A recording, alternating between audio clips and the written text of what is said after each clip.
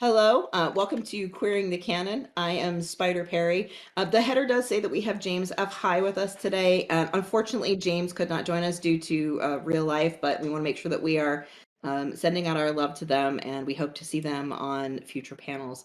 Let's start with some introductions. Hiromi, if you want to lead us off. Sure. Hi, I'm Hiromi Cota. I am the Scion Line lead, or that's not. I'm mixing like three different titles for the same job. I write a lot of queer fiction, write a lot of queer RPGs. Sometimes I stream, sometimes I post stupid videos on TikTok about dice. Uh, Where can we find you? I'm yeah. Let's lead with that. I'm they, them, also Okinawan and Mexican, also Swedish, because sure, why not? Where can we Uh, find you online? you can find my stuff on the links that I passed on. Oh, except I didn't pass on my TikTok, so I should There do you that. go. And while I'm looking that up, I'll pass the mic along. Ray, go ahead for us. Oh, okay. Hi. um, I'm Ray. I'm Ray W. Cole. I'm from just outside of Kansas City and from kind of a little bit all over the states, but mostly I grew up north of Seattle. I studied art and then I studied English lit and then I studied queer studies and then I decided to throw all that in the garbage and just write fiction and games. Which so far has been working out for me. You can find my work in Vampire, Cults of the Blood Gods. You can find my work in Scion, A Light Extinguished, and Scion Titanimachy. Coming soon, you can find my work in Trinity Continuum Assassin. They Came from Beyond the Grave. Exalted Essence, Kickstarter backers oh, look at you pulled down my books! Yeah! My books, only me. Yeah, just you. Nobody else wrote on them. There's so much coming down the pipe that, like, I'm just like, "Oh, it's a coming soon." I also co-host Bonus Experience with my good friend Monica. It's a podcast with a deeper look at the play experience and the finer details of running and writing games. That's our spiel, and I'm so used to it now. It's been 5 years. I'm also represented by, Monica Park at Fuse Literary Agency, so Google them if you want me to, like, actually write for you. You can find me on Twitter at Ray W. Cole.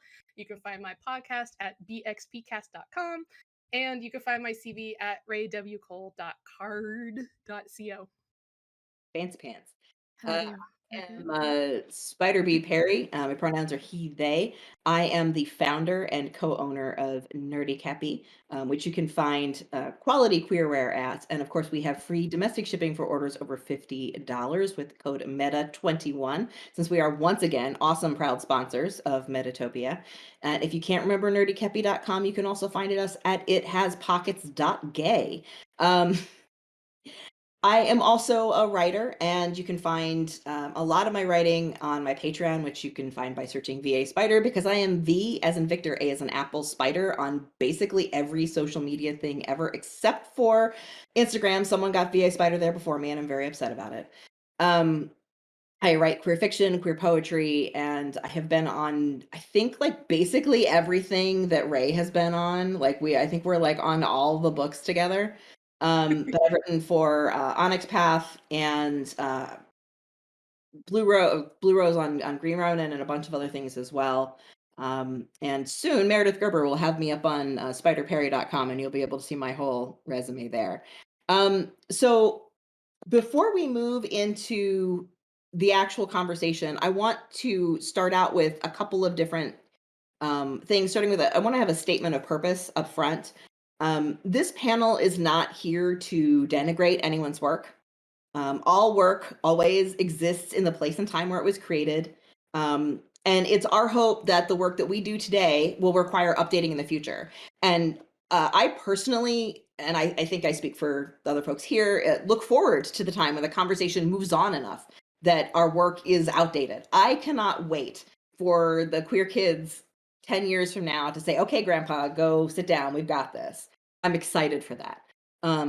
updating work means that we find joy and value in the work as created, because if there were no value in the work, it would not need to be updated. We would simply discard it. It would go on the rubbish heap of history.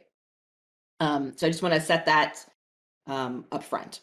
So let's start by defining querying the canon. And so for the purposes of this discussion, querying the canon is a shorthand to cover any kind of update to game canon, which includes disability, cultural appropriation, LGBTQ inclusion, neurodiverse inclusion, etc. The act of querying is something that we will discuss in a minute, but querying the canon for right now is just a shorthand for let's hold this conversation forward in terms of inclusion.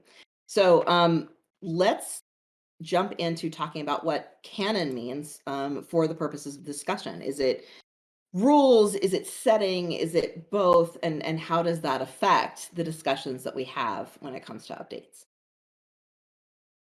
I open the floor. Well, Somebody since the open the floor is beach. so wide open. Well, Yeah. I've always kind of considered canon to just be shorthand for legitimate. Like, you can have your fanfic, you can have your apocryphal books, you can have your homebrew, but canon is the only true account, and it has authority. And as far as rules go, I don't know that I've ever considered rules to be canon because I guess since like a baby role player, I've always considered the rules to be guidelines, but the setting has always been firm. Like there's definitely a canon setting. Okay. I think that rules tend to influence how people perceive the canon. Mhm. So just as like a, a silly example, how Intimidate works in D&D Mhm. is like a site of confusion and arguments as to like what you're actually trying to do and like what success means and what failure means. And because people when playing D&D are generally focused on like physically overcoming obstacles, usually by violence, Right. uh, that that influences how what essentially is a social encounter and a social act often becomes violent just because that's what they're used to Right. from the rules surrounding it. That's really good. Um, I bless you, Ray, for the fact that you have never encountered the term RAW used as a cudgel, rules as written, as a cudgel against you. Let me put a question to you, right? Let's look at for example, let's pull Mage or any other game that has a lifestyle, a life kind of power, right? Mm-hmm. Where you can change the configuration of your body. Is that canon to that requires engaging? Is that like the canon that we need to engage with when we're talking about the relation between the configuration of someone's body and gender and the language that we use to discuss that in a rule book? Does that then enter into the canon for you in terms of things that we need to engage with? Do you mean in the sense of the rules then create the world, Mhm. so to speak? Like Yeah. because we have this rule for there's magic that can change your body, that means this is part of the world. There are people who have changed their body using this magic. Right. Is And that the what way you're we referring to? talk oh, sorry. And the way we Yeah. talk about it when we write the rules creates the part of the setting. Does that work I that way mean, for you? the first thing that jumped to mind was this was the year I learned about the air breathing mermaid rule, where you're not supposed to design rules as that create their own exceptions. I guess if that makes sense. Like if you create a You wanna rule that elaborate says on that? Yeah. Sorry, go ahead. this now allows a mermaid to breathe air, and nowhere else in the text did it mention that mermaids cannot breathe air. It's like now you've codified this as part of your setting without necessarily needing to. But yeah, I mean, my comment on like, oh yeah, rules are just guidelines. I honestly cut my teeth on playing old school like White Wolf. Like I was playing Changeling the Dreaming. That was my Right. first. Right. And I played with people who didn't necessarily have system mastery, so we were kind of just throwing dice and then interpreting them like we were throwing the bones.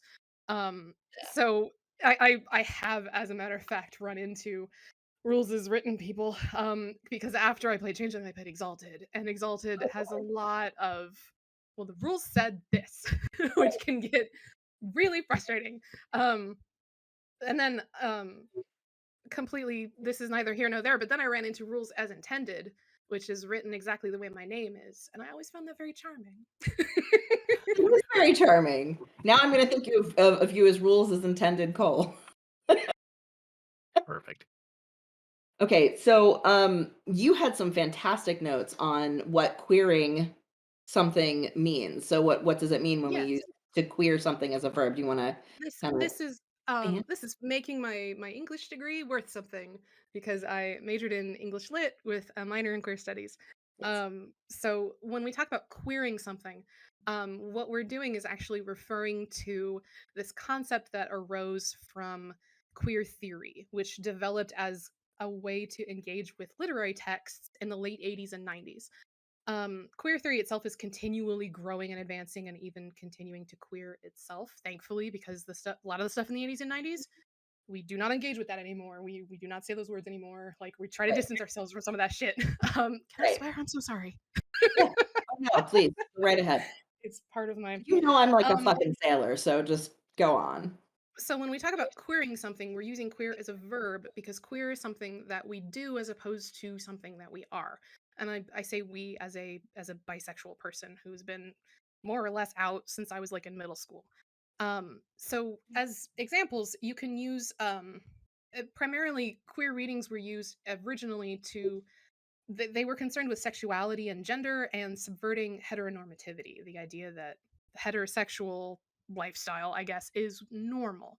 Right. But now it's kind of more of an umbrella term for a subversion of power structures across the whole spectrum of life, like, traditional models of family or disability or identity politics, like broadly speaking. Nowadays, Right. when we talk about queer or queering something, at least as far as the theory is concerned, we mean we're subverting what's considered normal, and now we know that's not necessarily just heterosexuality. That Right. said, it has kind of become kind of a useless buzzword in certain contexts where you'll run into people doing silly things like, I'm queering marriage by not taking my husband's last name. And it's like, I guess. I mean, you could push it a little farther. I don't know. Yeah. We try to Yeah. avoid that. Right. A lot of, as with any term, it can become diluted past usefulness. So when I talk about querying, we mentioned this a little bit in the last panel, and I want to kind of reiterate it. And when you're talking about like querying power structures and how it kind of started with, questioning the heterosexuality and the structures around it.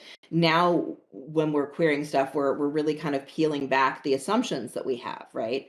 One of the good examples is, if we're talking about polyamorous families, then we need to talk about property. So we have to queer our ideas of how property can be owned and inherited, right? So when we talk about queering things, it oftentimes goes very far beyond um, the inclusion of queer people in stories or whatever, right? And how we talk about things, because when we begin to really dig into that, a lot of times it requires us to challenge some of our foundational assumptions, right? About what things are and where they go. So, with that in mind, that it can go much further than just the very surface like LGBTQ stuff. Um, we're going to circle back kind of to something that we kind of touched on a couple of minutes ago.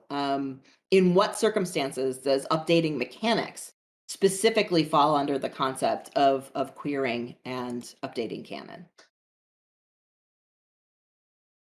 You had a note. Do you want to There you grab go. that one? Yeah, or you want to grab that grenade? I can grab the Sorry. grenade. You want All me right. to? Okay, sure, sure. Go get it to me. So recently, in the various incarnations of D&D, there's been a movement to get away from racial essentialism, Mhm. and they've been doing this on like a mechanical level Right. because, like, just an edition ago, if you were an elf, you were automatically highly trained at using a longsword, automatically highly trained at using a longbow. Did not matter where you were born, what your childhood was like. It's just, oh, you're an elf. Oh, Mhm. your people are good at bows, right? And that's hugely problematic because all you have to do is swap nouns around for fucking anything.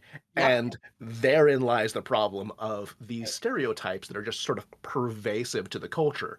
Right. And like even even when true and well intended, these Right. are problematic and hurtful because like Right. I'm Asian, so obviously I'm good at math and programming. No, I'm good at math and programming because I fucking practiced.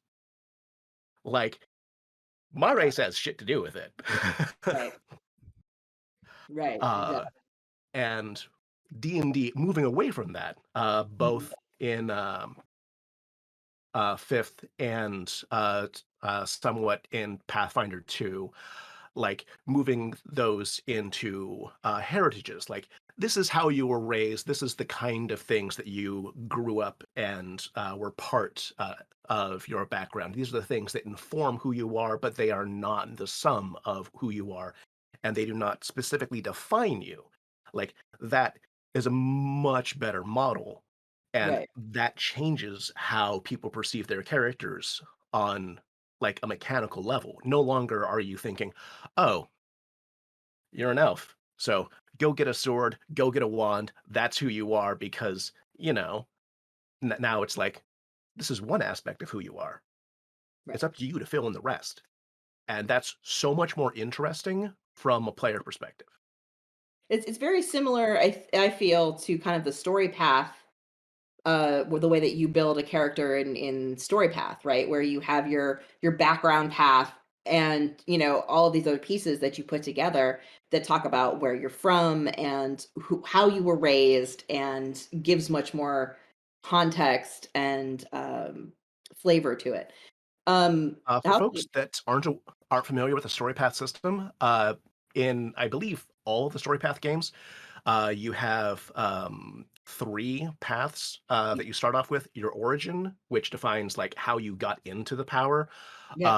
Um, your background, which defines sort of like how you were raised, what kinds of things you did growing up, what was like foundational to you as a person, and then like your group, like what group do you affiliate with, and how does that change who you are as a person, and what kinds of things that you are better at. Right. Um, Along the lines of updating mechanics, I wanted to pull in the conversation of what I have seen happening, which I love, and I hope that it becomes universal, which is doing away with the medicalization and the I guess the character sheeting of disability and neurodivergence and things like that. Because back in the 90s, when we were kind of figuring out how we were putting things on people's sheets, you could do things like, be in a wheelchair, and that was a 3-point flaw or whatever. And then you would use that to buy other merits, and or you could have an addiction to caffeine or whatever. And a lot of those things really, sorry, my eye is itching me. Really, medicalized and or not medicalized, really like character sheeted that disability and really had a very negative impact on disabled people engaging the game, right? And so now we are, as an industry, by and large, moving away from codifying those pieces of disability on your sheet. And I think it's a very, very positive thing to um, not only move away from the flaw thing, right, but get to the point where we're having conversations about accessibility items as relics and having much more nuanced conversations Yeah, about how to handle that. it's almost moved into like a celebration of it instead of this is a flaw.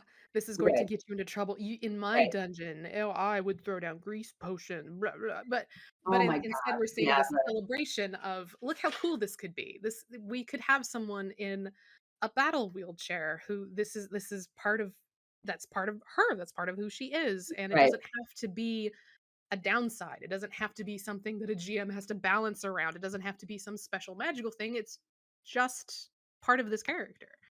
Right. Yeah, who even writes about characters in battle wheelchairs? I don't know. Oh, I wait. can't think of a Okay, Liz, single person. when's that anthology coming out again? But yeah. Uh, And like in tying into celebration of difference, like it's entirely possible. It's not entirely possible. That you can do it. Like I've done it, where like you focus in on the fact that like yes, disability means that someone has a different relationship to their environment, but that's not necessarily like a bad thing. Like that, like it's a different mode of interacting with the environment, right. and it has its pluses and minuses. Like spoiler, there's an upcoming realm in Scion that was made by beings without legs, and as a result, it's not designed for people with legs. It's not designed for people who walk. So if you're in a wheelchair, you're actually more comfortable than someone who's going, ugh, my stupid meat sticks tromping me around. Mhm. Yep. Like it once you get outside of the idea of this is like what is right, like this is Mhm. the way to interact with your environment, you start realizing that like that there are millions of people who don't interface with the world in the same way that I Yes. do. And like, there's fucking nothing wrong with that. They're people just like us, and they want to like experience the fun and the joy. And if we're working in like a fantasy setting and there's no space for that, what the fuck are we doing? Right. Yeah. I think again, we this was talked about when Abby and I were having a conversation about centering queer people. But I want to bring it up here again. And I would kind of challenge people who are maybe watching the panel and looking at updating games and things. Um, a lot of times, especially in fantasy settings, we bring a lot of our preconceived notions of how a world should be created. And I have read and sensitivity read for I don't know how many different fantasy settings that have homophobia and transphobia baked into the setting when there is no goddamn reason for them to be there. Um, because this is a completely outside of our world, right? Why do you need to bring the idea that queer people are other and are not fully integrated into society, and that homophobia and transphobia must be a baked in majority opinion to your fantasy world? And I do want to, of course, shout out a game line that I think does that very, very well, which is Blue Rose, because they have, canonically baked in trans acceptance, and they have canonically baked in star marriages, which are polyamorous marriages. So like that is very much like a part of the fabric of who people are. And so as we're looking at maybe like going to the next edition of your game, that maybe is a thing that people can look at and go challenge their assumptions. Why is it in my fantasy world, right, that um this is baked in? And even in an alt history, right, if you are creating an alt history game where some important thing didn't happen, Henry VIII didn't behead one of his wives and therefore X, Y, and Z happened, right? If it's an alternate history, why do you need to preserve the parts of it that are going to alienate your queer players? If you're alternating it, find a way to open that door up and give some more space, to your queer players as you're moving to the second edition of, Henry VIII didn't behead Anne, and so other things happened. Um, so let's talk, as we kind of like leaned into a little bit, about setting and some techniques for updating and querying the canon. So whether we're using like unreliable narrators, literally updating the setting, shifting perspectives, like what do you use and what do you recommend people do to take problematic material, um, or material that has simply become outdated, and bringing it into a modern conversation? So I I think that there's room for basically every tool at writer's disposal to um, dismantle the structures that existed in previous iterations. So I didn't put it in my notes, but I'll use Mage as an example here. Mhm. So like in Mage, you have the tradition mages, you have the technocracy, and within the Which, technocracy, you know, there, so you were talking Mage the Ascension, because there's also sorry, Mage the yes, Mage Awakening. the Ascension. I just want to make sure we're on the same. Because I'm like, wait, which Mage? Go for it. It's Yeah, so no, it's so it's important. a good question because Awakening is very different. So Mage the Ascension, you have tradition mages, you have the technocracy, and within the technocracy, the, the technocracy itself, actually, the whole game is very Western focused. The traditions, much less so, but within the technocracy, the idea is very much that this came from the Renaissance, the European Renaissance, Right. and almost as like an afterthought, the writers early on were like, "Oh, wait a minute, Asia exists. That there are technocratic societies in Asia. Uh, okay, well, we'll just throw some names and concepts that kind of match what we understand with what we could get from our local library because that's the books and resources that we had available to us at the time. The 90s And were a thing. The internet was not as much of a thing at the time, for sure. yeah, and as a result, a lot of the um, information that they created, the canon that they created for the five elemental dragons, which is like the Asian version of the technocracy, uh, Right. doesn't make sense if you know anything about the culture, and also has this yellow peril vibe where the idea is that these groups have infiltrated the technocracy. When if you look at anything can anything to do with population, you realize it's probably the opposite because three times as many Asians as there are Westerners.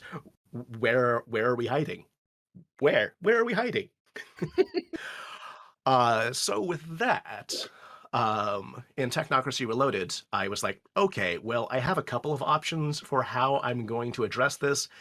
The best way is for me to just go, this didn't happen. This is just a misinformation campaign from someone else.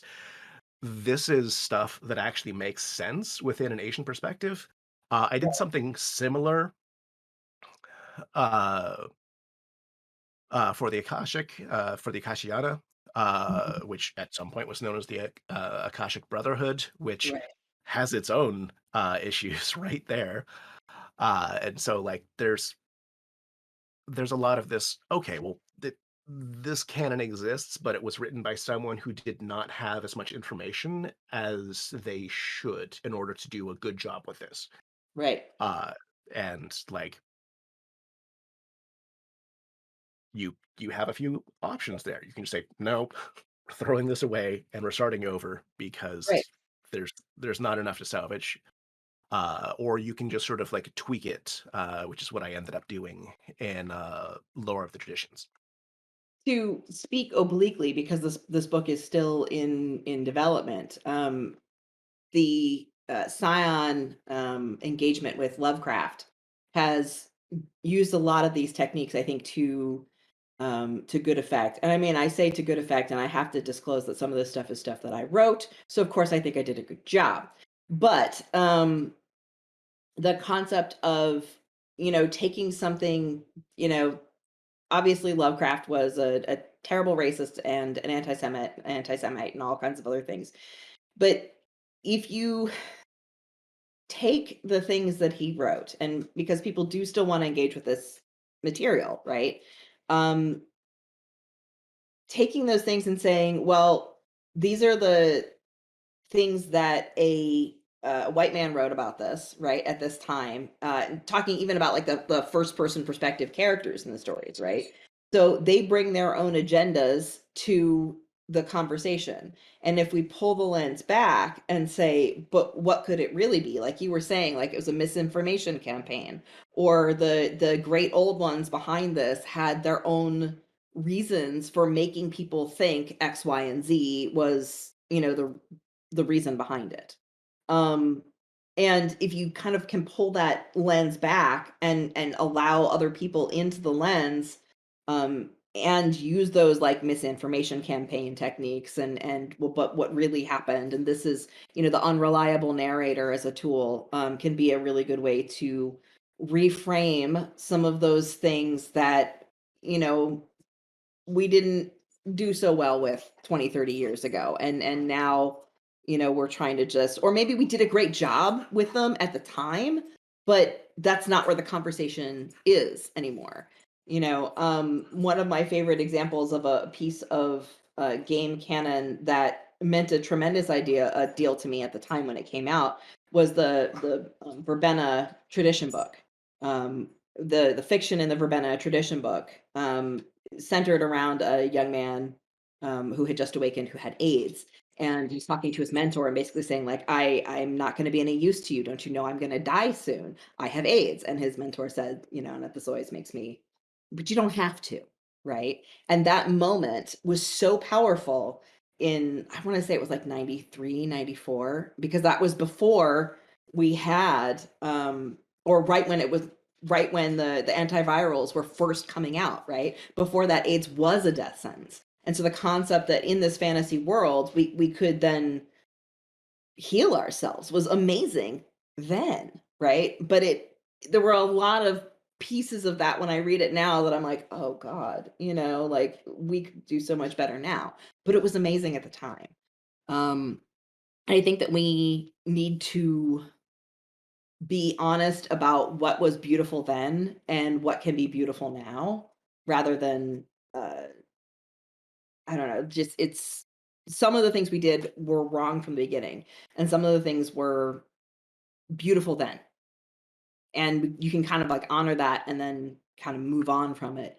um So there was a comment, in the chat that I want to kind of, bring up. I think it's Olivia in the chat said, on the other hand, some people do feel like they get something out of mechanical representations of disability, and it should be totally up to the character whether they engage with that sort of representation. And I think it is, easy to put in the rules that, we are not going to do this because, from an umbrella perspective, perhaps it is not, uh, wise to encode certain things, but, you can always leave the door open, and if you provide instruction for how to construct your mechanics within your setting or within your system, that people can then choose to do that.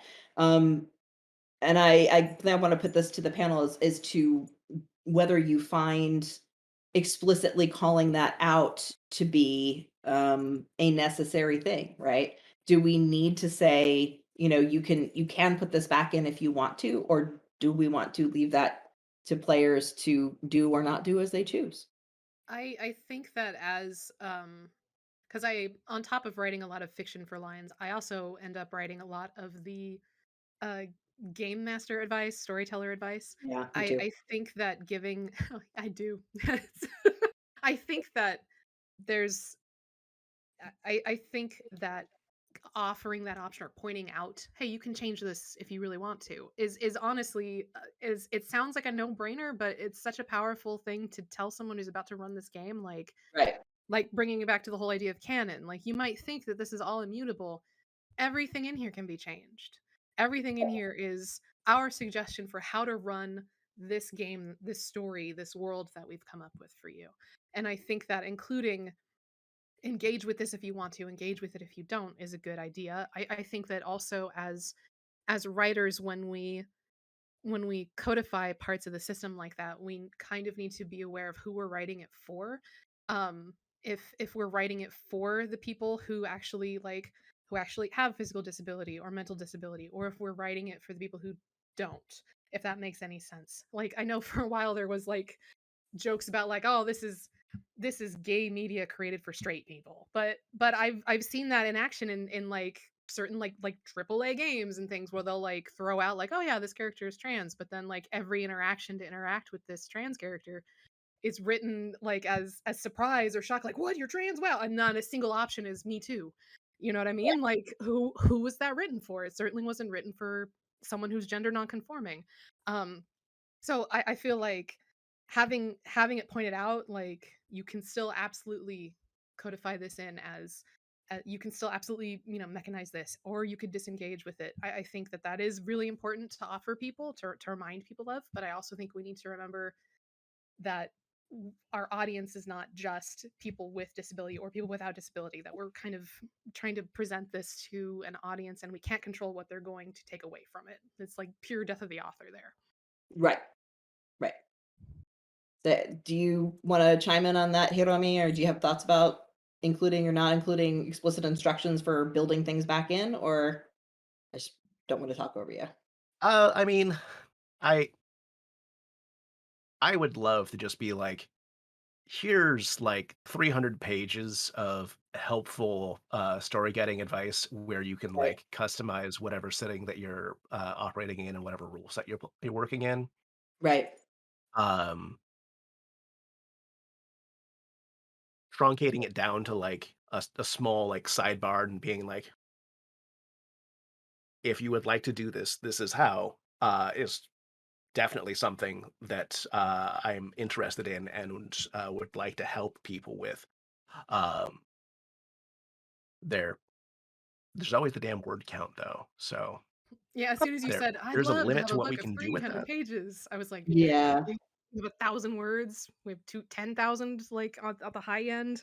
Like, Yes. Yeah, like yes, but there's a limit, Yeah. and it's an unfortunate thing that like the more we try to like split the base of the game and be like, here here's what we recommend, here's something that you can do, like we can do it, I love doing it, uh but yeah, there.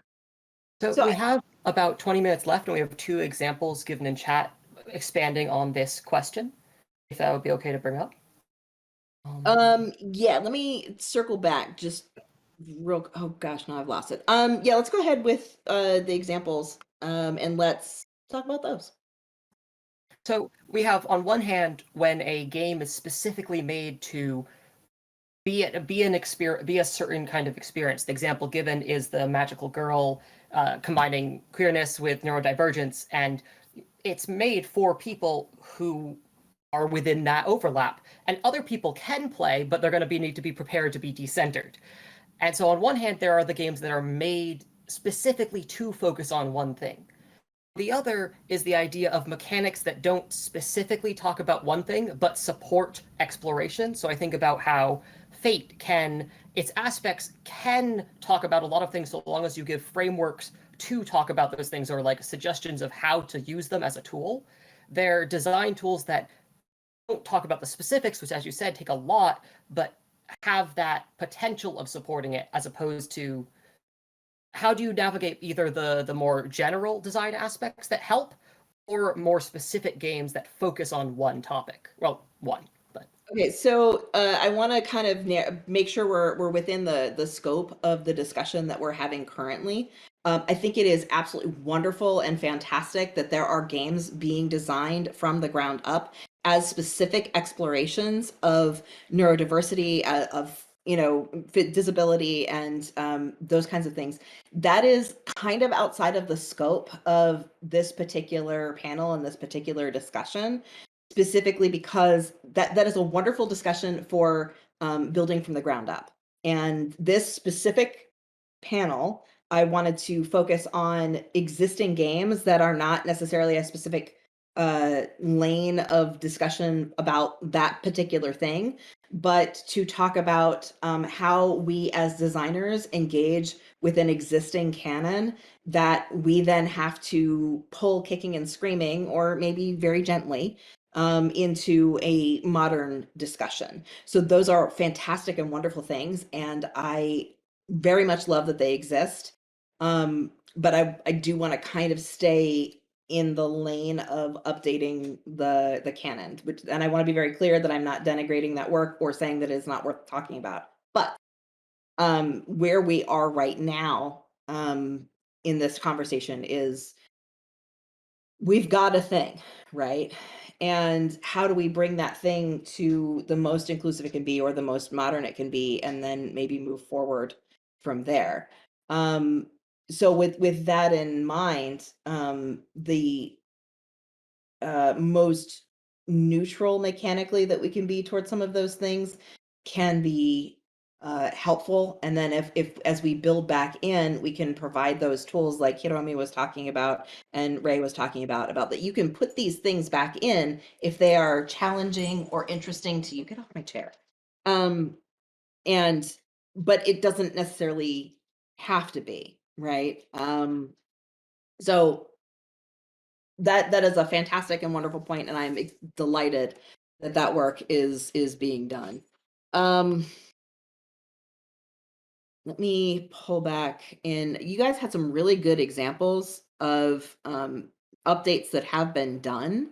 Do you want to talk about those, things that you've been a part of or things that you've seen that have really excited you that maybe people can look to as how to update a canon and bring it into that worldview that we'd like to see now?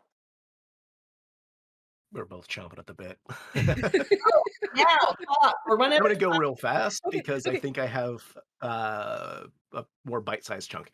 I wanted to highlight two things that I think do a particularly good job of queering the canon. One is Haunted West by Darker Hues, uh, and the interesting thing there is that they're querying the canon, but not history. So it's a supernatural Wild West type thing. But the thing is that like it's specifically centered on black and brown characters because they were the majority of cowboys. They like this is actual historical fact, but right. we often think of the Western genre as being a white male dominated space, when historically that's not true. And so anybody who is interacting with that and going, actually, and promoting people of color and like recentering the genre on them, fucking love it. Fantastic. And Also, queerness as well, because the West, the queer cowboys specifically, it was a very queer space. It was a place much mhm, like going to sea that you could go to, and you could be gay at sea, you could be gay on the range, and it was okay because you know you could. It was a outside of normal society, quote unquote, right? It was a safe place to do that. Please continue. I'm sorry, I didn't want to. no, it's good pointing. The other thing that I want to point out is Scion. I kind of have to, because I'm in charge of steering the damn thing at this point, and I love it. And the thing that Scion does well is that we want to be respectful to cultures from around the world and to take the idea of urban fantasy and go, it's not just Western cities. We Right. we can have things set in Brazil. We can have things set in Nigeria. We can have things like just set all around the world, focused on these cultures and um, kind of celebrating what they're doing and interacting in a world that is representative of the Hmm. people in it, not focused on like one part of it. Uh, Hmm. and that just makes me happy, and I want to keep doing that and putting trans people on covers. Yep. Yeah. All right, Tag, you're I'm it. so I'm so excited to talk Like about Ray. Scion. I'm Yeah. so excited to talk about Exalted. I write a lot for Scion and Exalted right now. Although most of my Exalted work is Essence and Crucible, which you guys haven't seen yet. Scion is like every time I get an assignment, it's like, how can I make this as gay as possible? Like I really firmly believe that when you can have like that we've moved beyond the whole token gay, token trans. Like when you can have a whole cast and point to multiple GNC people, multiple queer people, you can start to explore nuance. You can start to have villains. You can start to have not the model, not the model minority. You can start to have the breadth of human experience with these people. Right. Um, and Dragon has a trans man and an envy on the cover, and I'm so excited. I'm And so I excited. have to say, because this is one of my favorite stories, is that when Ray was writing the trans man that is in Dragon, you came to me and were like, "Hey, can you read this for me?" And I said, "Yes, but if I do that for you as payment, you must name him after my brother." So I want to tell you all that Jacob Lucasen is literally named after my brother, and I'm very excited also about the other character that's going to be coming to Scion that is also named after Very someone in excited. my family. Um, Uh, and then to yeah, try to gush as quickly as I can about third edition Exalted, which the writing staff on Exalted is now like overwhelmingly queer. Like a lot of queer folks have contributed to Exalted at this point. And we've done a lot of updates to, I mean, Exalted has been around for a really long time, and there's a whole lot of setting to Exalted. right, It's both its blessing and its curse, that there's a lot to Exalted. And what's been beautiful to see as these new books are coming out for third edition is how we're updating what was the seed of a really great, really queer idea in the beginning, and then just kind of because it was the 90s or it was the aughts. So now we have like we're like fixing the language used to describe the empire at the heart of Exalted, which is a matriarchy. And for the first two editions, it was a matriarchy, but most of the named NPCs were male. So, like, but at the same time, as much as we are like, yes, this is a true matriarchy, and we're updating the language and the characters to reflect that, it's still an imperial, like conquering force. It's girl boss, gatekeep, etc. And it's not a it's not a good thing. But it gets to be bad because there's so many other things going on in Exalted, and we can have that nuance. We can have a matriarchy that is very bad for the world. And then we have characters that are now canonically trans as opposed to just the subtext, and we have the lunar exalts, which are shapeshifters, and there's like a whole section on how, like, as soon as they exalt as a lunar, their body is their ideal body. So if they were struggling with their outward expression, if they were trans or gender nonconforming, as soon as the god of the moon chooses them, they have the body that they wanted, which might be different, might not be, because it's shapeshifting, and we're not going to say, well, all gender problems are solved now because they're shapeshifting magic, because right. being trans is not automatically wishing to have a cis body or a normal body. Or I am swerving slightly out of my lane by talking about it, and I'm sure Spider will correct me if I, I if I start running into the cones. things to say. There are some options, some ways that you can work with that too. I want to kind of briefly bring up the concept of mantles that Scion has and how that has actually been really useful in allowing the canon to be queered. Because one of the tools that I used when I was writing Titanomachy, right, was the concept of mantles in Scion is basically the godness of a god, or the titanness of a titan is a thing that can be put on by an individual, right? And then that individual brings them to the mantle and the mantle to them, and they kind of marry in the middle and become the new thing, right? So in Titanomachy, we have in the Aesir, there's Ymir, who is explicitly transgender, was assigned female at birth, and took on his grandfather's heart and the mantle and became Ymir, right? And we also have Cernunnos, who was originally a woman in Victorian society, was offered the mantle of Cernunnos, and then was able to step into this male presentation, right? These are specifically two transmasculine gods. So if you have tools like that, you can use them to create a trans experience. And what you're talking about with shape shifting, one of my yes, this is my baby right there, is actually in Mage the Awakening. There is the concept of, I think it's called a restorative awakening. But this is the concept that when you awaken, your awakening causes a ripple in reality and something changes. It can be anything, right? That something changes, but it changes backward and forward in time, right?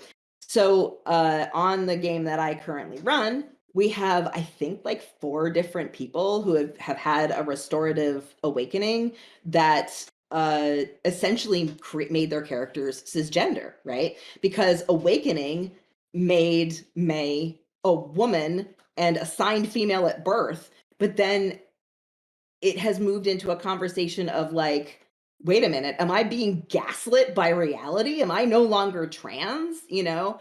But then that also opened up questions where we had someone who had that happen and then went, denied, I'm gender fluid, I'm going to go do this instead, you know, like, and moved on from that. So you can use those tools to tell any number of conversations. And if you look at those tools and just kind of grab them and shake them, you can do an awful lot of things with them. And I love to.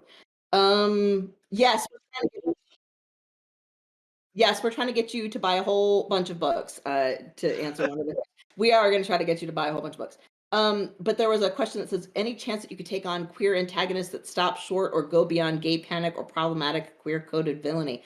I think we could do a whole panel on that, but let's do like a speed run through that topic. I think I kind of just touched on it with Ymir and Kernunos for myself. So, because they are Titans, which are the quote unquote villains of Scion. So I'm going to point at Hiromi and make them go first. Sure, why not? So the fun thing with having a broad base of representation is that you run in. So let me pull back a sec. So I'm going to use a touchstone of Brooklyn Nine-Nine because I think it's a useful touchstone. Brooklyn Nine-Nine does not have a black character, doesn't have a Latina character. It doesn't even have a doofy white guy character. It has many of them so that you don't get to go, oh, they're that, because now you have to be specific. And that is a very useful tool as a writer, as a narrative device, because if you have a broad spectrum of representation, then you get to do different things. You get to be like, oh, well, we have a bunch of queer friends and allies, and they're ride or die. They can help us out. They can go kick butt with us. They're 100% on the side of right and justice and freedom and all that good stuff. And then there's that asshole. Right. And yeah, Yeah. they're queer, but that that has nothing to do with them being an asshole. uh and I like that there's that. Yeah. and Well, that's like the narrative space that we want to be in, where we can be like, okay, this is a queer villain. They're not a villain because they're queer. We have plenty of characters who are queer and they're not villains. That's the one right there. right. And that's the space we want to engage in. I think that my favorite example of how not to do it is as Baron Harkonnen, who is evil because he's fat and gay, right? And I think that we get a lot of the ultimate freedom of queerness and queering the canon like this is the freedom to be the villain. And I think that if you draw the line, right, it's almost like the bury your gays trope. Did they die because they were gay, or were they gay and they died, right? Are they villains because they're queer, or are they queer and also villains? Right? The freedom to be a villain and to be gay is actually kind of like the almost like the ultimate endpoint of all of this, right? Where if we can be represented in all of our humanity, good, bad, evil, gray, you know, the whatever, you know, to have all of those various experiences. I think that's kind of like the eventual end point, right? If you have an ensemble cast like with Brooklyn Nine-Nine, if you have such a just a broad breadth of representation, then you know you can have a trans Ymir, you can have a trans Titan because they're not the only trans character, right? Or the only trans masculine character. So, but Ray, I did not give you a chance to talk. Please. Go. I mean, that's y'all are already saying the stuff that I would point to of just when you can get beyond having just one gay character or one trans character, you can start to have nuance. And maybe saying the freedom to be a villain is not because we've been villains for a long time, but I think the freedom to be a villain or a hero or something in between. Right. I really like writing dirtbag gays. I really like writing really messy, sloppy queer girls who are not really very nice, but aren't really villains either. Like, and because we can say we've got, Eric, who's, a Boy Scout and also bisexual. Like, we don't have to worry about, like, he's our one bi character, because we also have, oh god, oh, what's the really great, oh god, the character that Vera made that was carved from an ash tree. What's her name? I can't remember.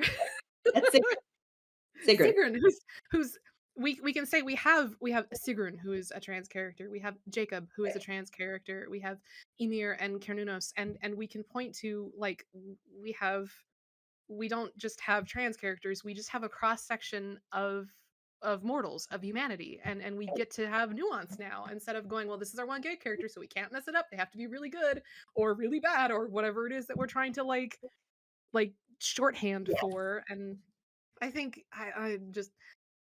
I'm glad that I don't know. I think you I'm hit on running out of something. words. I really do. The freedom to be a mess is Yes. really kind of like the end Yes. result, right? The freedom to be a mess.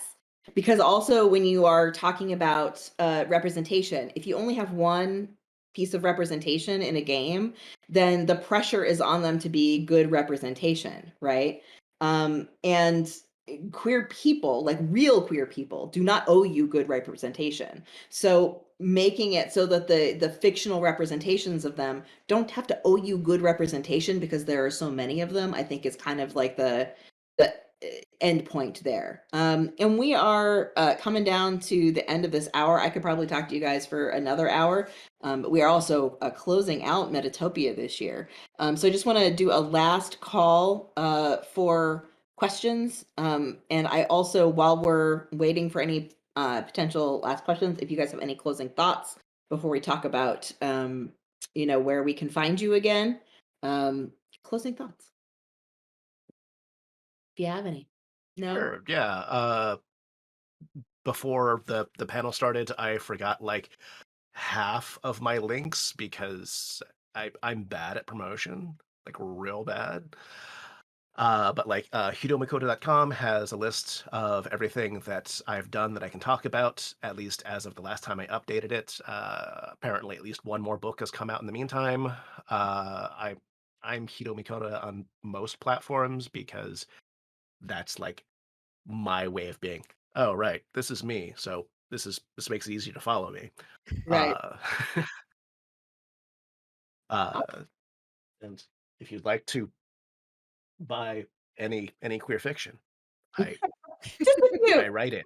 Examples of I'm really looking forward to working with you. The anthology that you're working on right now, I'm super stoked for that to hit Kickstarter whenever it does. So keep your eyes peeled for the Bend the Knee anthology, which was Hiromi's idea, and I'm so stoked for that.